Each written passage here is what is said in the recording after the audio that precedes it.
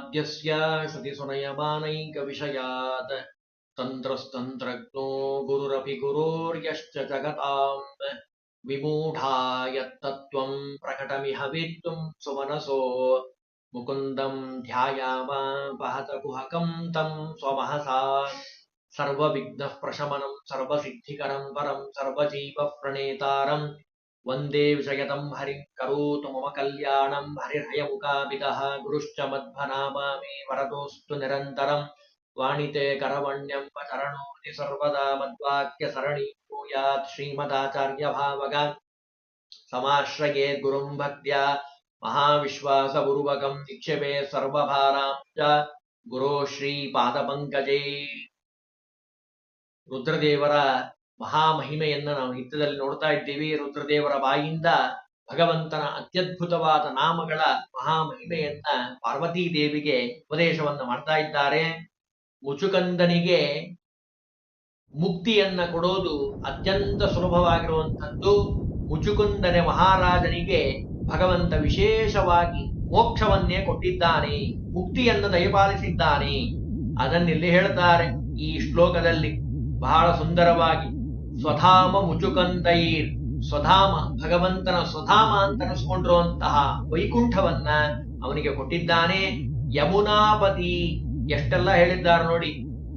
ಬ್ರಾಹ್ಮಣನ ಮಗನನ್ನು ಸಮುದ್ರ ರಾಜನಿಂದ ಅವನನ್ನ ರಕ್ಷಣೆ ಮಾಡಿದ್ದಾನೆ ಭಗವಂತ. ಮುಂದೆ ಹೇಳ್ತಾರೆ ಭಗವಂತನ ಮಹಾಮಹಿಮೆಯನ್ನ.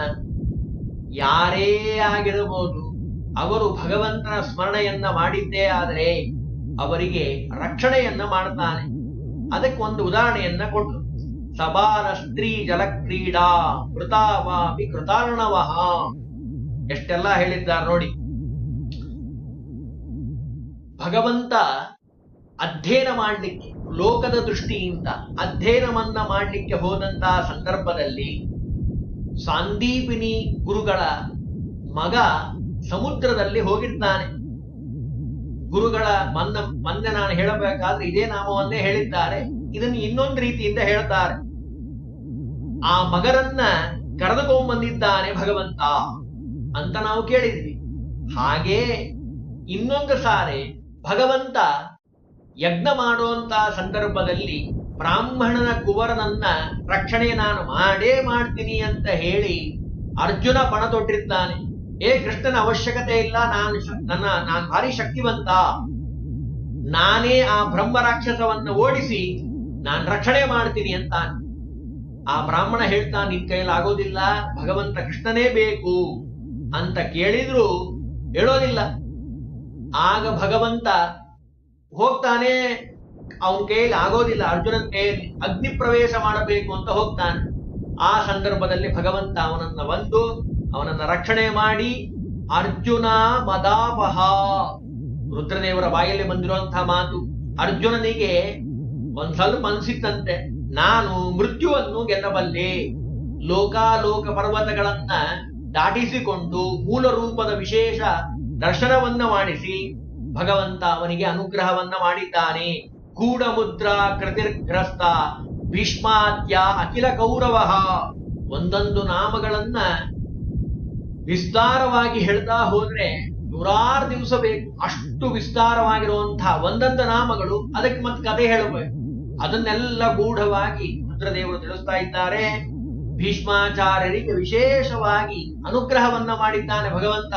ಮೊಮ್ಮಗ ಗಂಗಾದೇವಿಯ ಮಗನಾಗಿರುವಂತವನು ಭೀಷ್ಮಾಚಾರ್ಯರು, ಅವರ ಬಗ್ಗೆ ಎಷ್ಟು ಹೇಳಿದ್ರು ಕಡಿಮೆ ಅಂತಾರೆ. ಇನ್ನು ಅರ್ಜುನನಿಗೋಸ್ಕರ ಎಲ್ಲ ಪಾರ್ಥ ಅಂತ ಅರ್ಜುನನಿಗೆ ಹೆಸರು. ಪೃಥುದೇವಿಯ ಮಕ್ಕಳಾದ್ದರಿಂದ ಎಲ್ರಿಗೂ ಪಾರ್ಥ ಅಂತ ಹೆಸರು. ಅದರಲ್ಲಿ ವಿಶೇಷವಾಗಿ ಅರ್ಜುನನಿಗೆ ಹೆಸರು. ಪಾರ್ಥನಿಗೋಸ್ಕರವಾಗಿ ಖಂಡಿತ ಅಶೇಷ ದಿವ್ಯಾಸ್ತ್ರ. ಪಾರ್ಥ ಅಂದ್ರೆ ನೋಡಿ, ಯುದ್ಧ ಆಗುವಂತಹ ಸಂದರ್ಭದಲ್ಲಿ ಎಲ್ಲಾ ಅಸ್ತ್ರಗಳು ನುಂಗ್ ಹಾಕಬೇಕು ಇನ್ನೇನು ಅನ್ನೋ ಹಾಗೆ ಎಲ್ಲವೂ ಬಂದಿದ್ದಾವೆ ಅರ್ಜುನನ ಮೇಲೆ. ಆದರೆ ಭಗವಂತ ರಥದಲ್ಲಿ ಕೂತಿರೋದ್ರಿಂದ ಯಾವ ಅಸ್ತ್ರಗಳಿಗೂ ಏನು ಮಾಡ್ಲಿಕ್ಕೆ ಸಾಧ್ಯ ಆಗಿಲ್ಲ. ಹನುಮಂತ ದೇವರು ಮೇಲೆ ಕೂತಿದ್ದಾರೆ ರಥದಲ್ಲಿ, ಕೃಷ್ಣ ಪರಮಾತ್ಮ ಕೂತಿದ್ದಾನೆ ಭಗವಂತ ರಥದಲ್ಲಿ. ಅದನ್ನು ಹೇಳ್ತಾರೆ ರುದ್ರದೇವರು. ಅರ್ಜುನನ ಶಕ್ತಿ ಸಾಮರ್ಥ್ಯ ಅಂತ ಬಹಳ ಎಲ್ಲ ಕಡೆ ಹೇಳ್ಕೊಂಡು ಓಡಾಡ್ತಾರೆ. ಅರ್ಜುನನನ್ನ ಕಾಯ್ದವನು ಯಾರು? ಅದು ಭಗವಂತ. ಅದನ್ನು ಹೇಳ್ತಾ ಇದ್ದಾರೆ ರುದ್ರದೇವರು. ಇನ್ನು ಯಾದವರಿದ್ದಾರಲ್ಲ, ಯಾದವರ ಕಥೆಯನ್ನ ಕೊನೆಗೆ ಹೇಳ್ತಾರೆ. ಭಾಗವತ ಶ್ರವಣ ಮಾಡಿದವ್ರಿಗೆ ಗೊತ್ತಾಗತ್ತೆ. ಯಾದವರು ಹೀಗೇ ಇದ್ದು ಬಿಟ್ರೆ ಕಲಿಯುಗ ಪ್ರಾರಂಭ ಆಗೋದೇ ಇಲ್ಲ. ಮತ್ ಕಲಿಯುಗ ಪ್ರಾರಂಭ ಆಗಬೇಕು, ಅದಕ್ಕೆ ಏನ್ ಮಾಡಬೇಕು? ಭಗವಂತ ಏನ್ ಮಾಡ್ದ? ಬ್ರಾಹ್ಮಣರಿಂದ ಶಾಪವನ್ನ ಕೊಡಿಸಿದ. ಭಾಗವತವನ್ನ ಶ್ರವಣ ಮಾಡಿರೋರು ಗೊತ್ತಾಗತ್ತೆ. ಗರ್ಭಶಾಪಾಷ್ಟಲಧ್ವಸ್ತ ಯಾದವೋರ್ ವಿಭರಾಪಹ, ಅವರಿಂದ ಆ ಜ್ಞಾನಿಗಳಿಂದ ಶಾಪವನ್ನ ಕೊಡಿಸಿ ಭೂಭಾರ ಹರಣಯನ್ನ ಮಾಡಿದ್ದಾನೆ. ನೋಡಿ, ಎಂಥೆಂಥ ಮಹಾ ಮಹಿಮೆಯನ್ನ, ಕೃಷ್ಣ ಪರಮಾತ್ಮನ ರೂಪದ ವರ್ಣನೆಯನ್ನ ರುದ್ರದೇವರು ತಿಳಿಸ್ತಾ ಇದ್ದಾರೆ. ಇನ್ನು ಜರಾವ್ಯಾಧ, ವ್ಯಾಧನಾಗಿ ಬಂದಿದ್ದಾನೆ, ಬಾಣವನ್ನ ಬಿಟ್ಟಿದ್ದಾನೆ. ಜರ ಅನ್ನುವಂತಹ ವ್ಯಾಧ. ಕೃಷ್ಣ ಪರಮಾತ್ಮ ಲೋಕದ ದೃಷ್ಟಿಯಿಂದ ಆ ಬಾಣವನ್ನು ಸ್ವೀಕಾರ ಮಾಡಿದ್ದಾನೆ, ಅವನಿಗೆ ಮೋಕ್ಷವನ್ನು ಕೊಟ್ಟಿದ್ದಾನೆ. ಸ್ಮರಣೆ ಮಾಡಿದ್ರೆ ಸಾಕು ಎಲ್ಲವನ್ನ ಕೊಡುವಂತಹ ಭಗವಂತನಿಗೆ ಇದ್ಯಾವ ಲೆಕ್ಕ ಅಂತಾರೆ. ಸಮಸ್ತವನ್ನ ಕೊಡ್ತಾ ಇದ್ದಾನೆ. ಅಖಿಲೇಷ್ಟದಃ, ನೀವು ಕೇಳಬೇಕು ಭಗವಂತನ ಹತ್ರ ಹೋಗಿ, ಭಕ್ತಿಯನ್ನ ಕೇಳಿ, ಎಲ್ಲವನ್ನು ಕೊಡ್ತಾನೆ. ಎಲ್ಲವನ್ನ ಕೇಳಿದ್ರೆ ಭಕ್ತಿನೇ ಇರೋದಿಲ್ಲ, ಹಾಗಾಗಿ ಬರೋದಿಲ್ಲಪ್ಪ. ಕಾಮದೇವೋ ರತಿಪತಿರ್ ಮನ್ಮತಃ ಶಂಬರಾಂತಕಃ, ಕಾಮದೇವ ಅಂತ ಕರೀತಾರೆ. ಮನ್ಮಥನಿಗೆ ಮನ್ಮಥ ಭಗವಂತ, ರತಿಪತಿಯಾಗಿರುವಂಥ ಮನ್ಮಥನಿಗೆ ತಂದೆಯಾಗಿರುವಂಥವನು ಅಂತಹ ಭಗವಂತ ಅಂತ ವರ್ಣನೆ ಮಾಡ್ತಾರೆ. ಅನಂಗೋ, ಇನ್ನು ಮನ್ಮಥ ಇದ್ದಾನೆ, ಅವನಿಗೆ ಅನಂಗ ಅಂತ ಕರೀತಾರೆ. ಅಷ್ಟೇ ಅಲ್ಲ, ರತಿಗೆ ಪತಿಯಾಗಿರುವಂಥವನು, ಯಾವಾಗಲೂ ಅವಳಿಗೆ ಬೇಕಾಗಿರುವಂಥವನು, ಹೂವನ್ನೇ ಬಾಣವನ್ನಾಗಿ ಉಳ್ಳಂಥವನು, ಪ್ರಪಂಚವನ್ನೇ ಜಯಿಸುವಂಥವನು, ಕಾಮೇಶ್ವರ ಅಂತ ಕರೀತಾರೆ. ಆಮೇಲೆ ಪ್ರಪಂಚಕ್ಕೆ ತೃಪ್ತಿಯನ್ನ, ಸಂತೋಷವನ್ನುಂಟು ಮಾಡುವಂಥವನು. ಇಷ್ಟೆಲ್ಲ ಲಕ್ಷಣದಿಂದ ಕೂಡಿರುವಂಥವನು ಯಾರು? ಆ ಪ್ರದ್ಯುಮ್ನ, ಕಾಮ ಅಂತ ಕರೀತಾರೆ ಅವನನ್ನ. ಅವನ ಪತಿಯಾಗಿರುವಂಥವನು ಭಗವಂತ, ಪಿತ, ಅವನ ಪಿತನಾಗಿರುವಂಥವನು, ತಂದೆಯಾಗಿರುವಂಥವನು ಅಂತಾರೆ ರುದ್ರದೇವರು. ಇನ್ನು 4 ವೇದಗಳಿಂದ ಪ್ರತಿಪಾದ್ಯನಾಗಿರುವಂಥವನು ಭಗವಂತ, ಚತುರ್ವೇದ ವಿಶ್ವಾತ್ಮ. 4 ವೇದಗಳು ಭಗವಂತನನ್ನೇ ಹೇಳ್ತಾವೆ. ಅನಂತವಾದ ವೇದ ರಾಶಿ. ಅದರಲ್ಲಿ ಮುಖ್ಯವಾಗಿ ನಮಗೆ ಭಗವಂತ ಅನುಗ್ರಹ ಮಾಡಿ ಕೊಟ್ಟಿರುವಂಥದ್ದು ದೇವತೆಗಳಿಗೆ, ಋಷಿಗಳಿಗೆ, ಮುನಿಗಳಿಗೆ ಚತುರ್ವೇದವನ್ನು ಕೊಟ್ಟಿದ್ದಾನೆ. ಎಲ್ಲ ಕಡೆ ಎಲ್ಲರಲ್ಲಿ ನಿಂತು ಅನುಗ್ರಹ ಮಾಡಿರುವಂಥವನು ಭಗವಂತ. ಆಶ್ರಮಾತ್ಮ, ಆಶ್ರಯವನ್ನು ಕೊಟ್ಟಿದ್ದಾನೆ. ಪುರಾಣಾರ್ಷಿರ್ ವ್ಯಾಸ, ಪುರಾಣಗಳನ್ನು ವಿಭಾಗ ಮಾಡಿಕೊಟ್ಟಿರುವಂತಹ ವ್ಯಾಸನಾಗಿರುವಂಥವನಾಗಿದ್ದಾನೆ. ಅನೇಕ ಶಾಖೆಗಳನ್ನು ನಿರ್ಮಾಣ ಮಾಡಿದ್ದಾನೆ. ಇಷ್ಟೇ ಅಲ್ಲ, ಇನ್ನೂ ಒಂದು ಮಾತು ಹೇಳ್ತಾರೆ ರುದ್ರದೇವರು, ಮಹಾಭಾರತ ನಿರ್ಮಾತ. 1,00,000 ಶ್ಲೋಕಾತ್ಮಕವಾಗಿರುವಂತಹ ಮಹಾಭಾರತ ಕೃದ್ಭವೇತ್, ಗೋಹ್ಯನ್ಯ ಪುಂಡರೀಕಾಕ್ಷ ಮಹಾಭಾರತ ಕೃದ್ಭವೇತ್ ಅಂತ ಹೇಳದ ಹಾಗೆ ಶ್ರೀಮದಾಚಾರ್ಯರ ಮಾತು ಅದೇ, ರುದ್ರದೇವರ ಬಾಯಲ್ಲಿ ಬಂದಿರೋ ಮಾತು ಅದೇ. ಮಹಾಭಾರತವನ್ನ ಭಗವಂತ ಬಿಟ್ಟು ಬೇರೆ ಯಾರು ಮಾಡ್ಲಿಕ್ಕೆ ಸಾಧ್ಯ ಇಲ್ಲ. ಯಾಕೆ? ಅಷ್ಟು ವಿಸ್ತೃತವಾಗಿರುವಂತಹ ಗೂಢವಾದ ಪ್ರಮೇಯಗಳಿಂದ ಕೂಡಿರುವಂತಹ, ಸಕಲ ವರ್ಣದವರು ಶ್ರವಣ ಮಾಡಲೇಬೇಕಾಗಿರುವಂತಹ, ಮುಕ್ತಿಯನ್ನ ಕೊಡುವಂತಹ ಗ್ರಂಥ ಅದು ಮಹಾಭಾರತ. ಮಹತ್ವಾತ್ ಭಾರವತ್ವಾಚ ಮಹಾಭಾರತ ಕೃದ್ಭವೇ. ಮಹತ್ತರವಾಗಿರುವಂತಹ ಗುಣಗಳು ಯತಿಹಾಸ್ತಿ ತದನ್ಯತ್ರ ಎನ್ನೇ ಹಾಸ್ತಿನ ತದಕ್ವಚಿತ ಅಂತ ಹೇಳದಾಗೆ ಎಲ್ಲವೂ ಇದೆ ಮಹಾಭಾರತದಲ್ಲಿ. ಇಂಥದ್ದಿಲ್ಲ ಅನ್ನೋ ಹಾಗಿಲ್ಲ, ಅಂಥದ್ದು ಮಹಾಭಾರತ. ಅದನ್ನ ನಿರ್ಮಾಣ ಮಾಡಿದಂಥವನು ಭಗವಂತ. ರುದ್ರದೇವರು ಹೇಳ್ತಾ ಇದ್ದಾರೆ, ಮಹಾಭಾರತ ನಿರ್ಮಾತ ಕವೀಂದ್ರೋ ಬಾದರಾಯಣ. ಬಾದರಾಯಣ ಅಂತ ಕರೀತಾರೆ ಭಗವಂತನನ್ನ. ಬದರಿ ವೃಕ್ಷದ ಕೆಳಗಡೆ ಕೂತಿದ್ದಾನೆ ಭಗವಂತ. ಬದರಿಯಲ್ಲಿ ವಾಸ ಮಾಡುವಂಥವ್ರು. ಕೃಷ್ಣದ್ವೈಪಾಯನ, ಕೃಷ್ಣದ್ವೈಪಾಯನ ಅಂತ ಕರೀತಾರೆ. ದ್ವೀಪದಲ್ಲಿ ಅವತಾರ ಮಾಡಿದಂಥವನು ಭಗವಂತ. ಅಷ್ಟೇ ಅಲ್ಲ, ಪುರುಷಾರ್ಥೈಕ ಬೋಧಕಃ, ಚತುರ್ವಿಧ ಪುರುಷಾರ್ಥಗಳನ್ನ ಕೊಡುವಂಥವನು. ವೇದಾಂತಕರ್ತ, ವೇದವನ್ನ, ವೇದಾಂತದ ನಿರ್ಣಯವನ್ನ ಹೇಳಿದಂತ ಬ್ರಹ್ಮಸೂತ್ರವನ್ನ ರಚನೆ ಮಾಡಿಕೊಟ್ಟಂತವನು ಭಗವಂತ. ರುದ್ರದೇವರು ನೋಡ್ರಿ ಎಂತೆಂತ ಮಹಿಮೆಯನ್ನು ವರ್ಣನೆ ಮಾಡ್ತಾ ಇದ್ದಾರೆ. ನಿತ್ಯದಲ್ಲಿ ಚಿಂತನೆ ಮಾಡಬೇಕು ಭಗವಂತನ ಅನುಗ್ರಹಕ್ಕಾಗಿ. ಪರಬ್ರಹ್ಮ ಒಂದೇ, ಭಗವಂತ ನಿತ್ಯನಾಗಿರುವಂಥವನು, ಸತ್ಯನಾಗಿರುವಂಥವನು ಅಂತ ಹೇಳಿ ನಮಗೆ ತಿಳಿಸ್ಕೊಟ್ಟಿರುವಂಥವನು. ಇಷ್ಟೇ ಅಲ್ಲ, ಜಗತ್ತನ್ನೇ ಜಯಿಸಿದಂಥವನು, ಜಗತ್ಪ್ರಿಯ, ನಿರಾಯುಧೋ, ಯಾವ ಆಯುಧನೂ ಬೇಕಾಗಿಲ್ಲ ಭಗವಂತನಿಗೆ. ನರಸಿಂಹಾವತಾರ ಮಾಡಿದಾಗ ಯಾವ ಆಯುಧ ಇತ್ತು? ಯಾವ ಆಯುಧನೂ ಬೇಕಾಗಿಲ್ಲ, ಆಯುಧನೇ ಹಿಡಿಬೇಕಾಗಿಲ್ಲ ಭಗವಂತ. ನಿರಾಯುಧೋ ಜಗಜ್ಜೈತ್ರ ಶ್ರೀಧನೋ ದುಷ್ಟಮೋಹನ, ಬುದ್ಧ ರೂಪವನ್ನ ಸ್ವೀಕಾರ ಮಾಡಿ ದುಷ್ಟರಿಗೆ ಮೋಹನವನ್ನು ಉಂಟು ಮಾಡಿದ್ದಾನೆ. ದೈತ್ಯ ವೇದ ಬಹಿಷ್ಕರ್ತ ವೇದಾರ್ಥ ಶ್ರುತಿಗೋಪಕ, ವೇದದ ನಿಜವಾದ ಅರ್ಥ ಏನು ಅಂತ ತಿಳಿಸ್ಕೊಟ್ಟಿರೋಂಥವನು ಭಗವಂತ. ಎಲ್ಲರಿಗೂ ತಿಳಿಯೋದಿಲ್ಲ, ವೇದ ಭಾರಿ ವಿಶೇಷವಾದ ಅಪೌರುಷೇಯವಾಗಿರುವಂಥದ್ದು ವೇದ. ಇನ್ನು ಒಂದು ಮಾತು ಹೇಳ್ತಾರೆ, ಸುಖವನ್ನ ನೀಡುವಂಥವನು ಭಗವಂತ. ಯಥಾಯೋಗ್ಯವಾಗಿ ಅಖಿಲ ಕೃಪ, ಅವರವರ ಯೋಗ್ಯತೆ ಅರಿತು ಅವರಿಗೆ ಅನುಗ್ರಹವನ್ನ ಮಾಡ್ತಾನೆ. ಪುರಂದರದಾಸ್ ಹೇಳ್ತಾರಲ್ಲ, ಅವರವರ ಯೋಗ್ಯತೆ ಅರಿತು ಪ್ರೇರಕನಾಗಿ ಅವರಿಂದ ನುಡಿಸಿ ನುಡಿ ನುಡಿಗೆ ಹೀಗೆ ಅವರಿಗೋಲಿದ ನಮ್ಮ ಪುರಂದರ ವಿಠಲ, ಅವನೀಶ ನಿನ್ನ ದಯೆಯೋ ಸಾಧನವೋ, ನಿದಯ ಪರನು ನಿನ್ನವರ ಸಾಧನವೋ. ದುಷ್ಟರಿಗೆ ಮೋಹನ ಆಗಬೇಕು. ವೇದ ಭಾಷ್ಯರಾಗಿರುವಂತಹ, ವೇದವನ್ನ ಬೈಯುವಂತಹ, ವೇದವನ್ನ ನಂಬದೇ ಇರುವಂತಹ ಪಾಖಂಡಿಗಳು ಅಂತ ಏನಿದ್ದಾರಲ್ಲ, ಅವರಿಂದ ಶುದ್ಧವಾದ ವೇದವನ್ನ ರಕ್ಷಣೆ ಮಾಡಿರುವಂಥವನು. ಪಾಖಂಡ ವೇದ ಮಾರ್ಗೇಶಃ ಪಾಖಂಡ ಶ್ರುತಿಗೋಪಕ. ಕಲ್ಕಿಯಾಗಿ ಅವತಾರ ಮಾಡಿದ್ದಾನೆ ಭಗವಂತ. ಕಲಿಯುಗದ ಕೊನೆಯ ಭಾಗದಲ್ಲಿ ಅವತಾರ ಮಾಡ್ತಾನೆ. ವಿಷ್ಣುವಿಗೆ ಯಶಸ್ಸನ್ನ ತಂದಿರುವಂತಹ ವಿಷ್ಣುವಿನ ರೂಪ ಅತ್ಯದ್ಭುತವಾದದ್ದು ನೋಡಿ.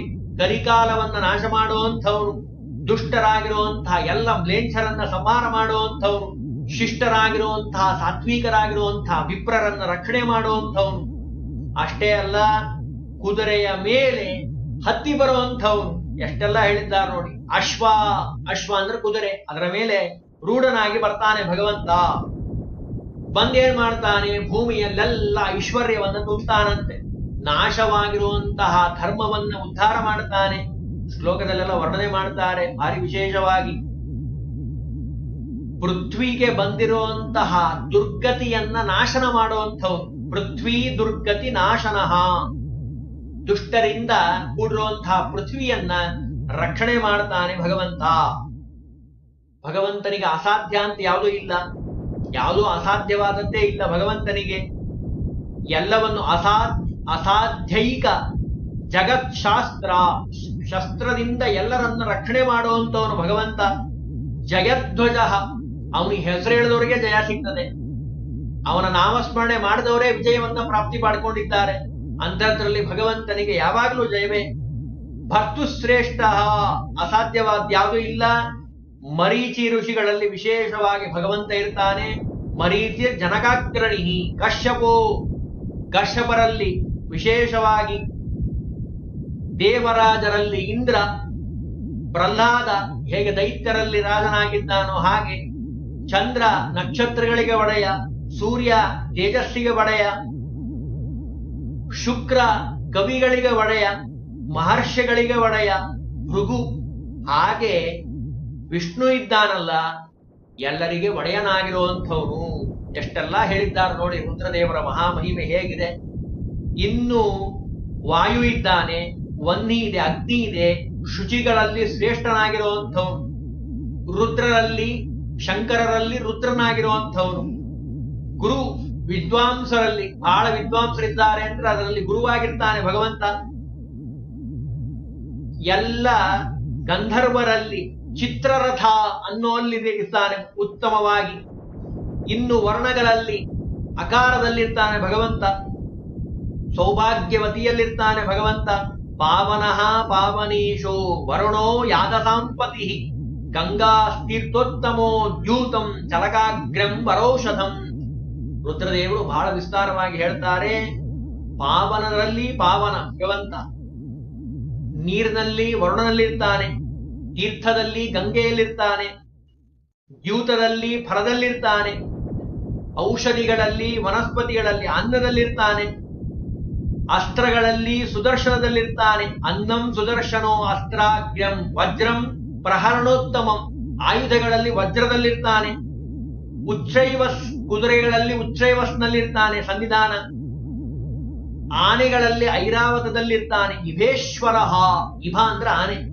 ಆನೆಗಳಲ್ಲಿ ಐರಾವತದಲ್ಲಿ ನನ್ನ ಸನ್ನಿಧಾನ. ವಿಭೂತಿ ರೂಪಗಳನ್ನು ಹೇಳ್ತಾ ಇದ್ದಾರೆ ರುದ್ರದೇವರು. ಅಂದ್ರೆ ಅವರಲ್ಲಿ ಭಗವಂತ ಇದ್ದು ಕೆಲಸ ಮಾಡಿಸ್ತಾನೆ. ಮುತ್ತೈದೇರು ಋಷಿಗಳ ಪತ್ನಿಯರು ಅಂತ ಏನಿದ್ದಾರಲ್ಲ, ಅವರಲ್ಲಿ ಅರುಂಧತಿಯಲ್ಲಿರ್ತಿನ್ನಾರು. ಅರುಂಧತೇಕ ಪತ್ನೀಶೋ. ಅಷ್ಟೇ ಅಲ್ಲ, ವೃಕ್ಷಗಳಲ್ಲಿ ಅಶ್ವತ್ಥದಲ್ಲಿರ್ತೇನೆ. ವಿದ್ಯೆಯಲ್ಲಿ, ಪರವಿದ್ಯೆಯಲ್ಲಿ, ಆತ್ಮವಿದ್ಯೆಯಲ್ಲಿ, ಆಧ್ಯಾತ್ಮ ವಿದ್ಯಾ ವಿದ್ಯಾಗ್ರಹ. ವಿದ್ಯೆಗಳಲ್ಲಿ ರಾಜ, ಅದು ಪರವಿದ್ಯೆ, ಭಗವಂತನನ್ನ ಕಾಣ್ಲಿಕ್ಕೆ ಹೋಗುವಂತಹ ವಿದ್ಯೆ.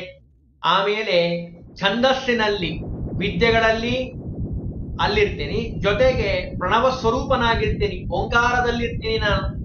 ಛಂದಸ್ಸುಗಳಲ್ಲಿ ವಿಶೇಷವಾಗಿ ನಾನು ಸನ್ನಿಧನಾಗಿರ್ತೀನಿ. ಗಾಯತ್ರಿಯಲ್ಲಿ ಛಂದಸ್ಸು ನಾನು ವಿಶೇಷ ಸನ್ನಿಧಾನ. ಪರ್ವತಗಳಲ್ಲಿ, ಗಿರಿಗಳಲ್ಲಿ, ಮೇರುವಲ್ಲಿರ್ತೀನಿ. ಮಾರ್ಗ ಅಂತ ಕರೀತಾರ ನನ್ನನ್ನ. ಮಾಸದಲ್ಲಿ ನಾನೇ ಇರ್ತೀನಿ, ಕಾಲದಲ್ಲಿರ್ತೀನಿ, ಧನಧಾನ್ಯಾದಿ ರೂಪಗಳಲ್ಲಿರ್ತೀನಿ. ಸಿದ್ಧಿಯಲ್ಲಿ ಇರ್ತೀನಿ, ಪೂರ್ವದಲ್ಲಿರ್ತೀನಿ, ದಿಕ್ಕಿನಲ್ಲಿ. ವೇದಗಳಲ್ಲಿ, ಸಾಮವೇದದಲ್ಲಿ ನನ್ನ ಸನ್ನಿಧಾನ. ಮಹಾನ್ ಋಷಿಗಳಲ್ಲಿ ಕಪಿಲನಾಗಿರ್ತೀನಿ, ವೇದಗಳಿಗೆ ಒಡೆಯನಾಗಿರ್ತೀನಿ. ರುದ್ರದೇವರು ನೋಡ್ರಿ ಏನ್ ಹೇಳ್ತಾರೆ, ಅತ್ಯದ್ಭುತವಾದ ಮೇರುರ್ಗಿರಪತಿ ಮಾಗ್ರೋ ಮಾಸಾಗ್ರ ಕಾಲಸಪ್ತಮಃ ದಿನಾಧ್ಯಾತ್ಮ ಪೂರ್ವಸಿದ್ಧ ಕಪಿಲ ಸಾಮವೇದರ ತಾಕ್ಷ ಖಗೇಂದ್ರ. ಒಂದು ವರ್ಣನೆ ಮಾಡ್ತಾರೆ. ಇದು ಬಹಳಷ್ಟು ಇದೆ ಭಗವಂತನ ರೂಪಗಳು. ಆ ರೂಪಗಳ ಚಿಂತನೆಯನ್ನ ನಾಳೆ ಮಾಡೋಣ.